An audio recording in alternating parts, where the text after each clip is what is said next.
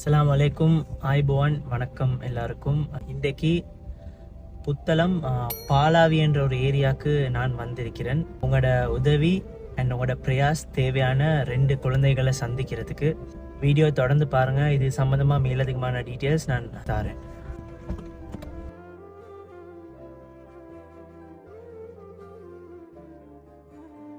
பிறந்த 6 மாசத்திலையும் 1 வயசுலையும் தலசீமியா நோயால் பாதிக்கப்பட்ட 2 குழந்தைகள், அப்துல்லா, முகமது, சல்மான்.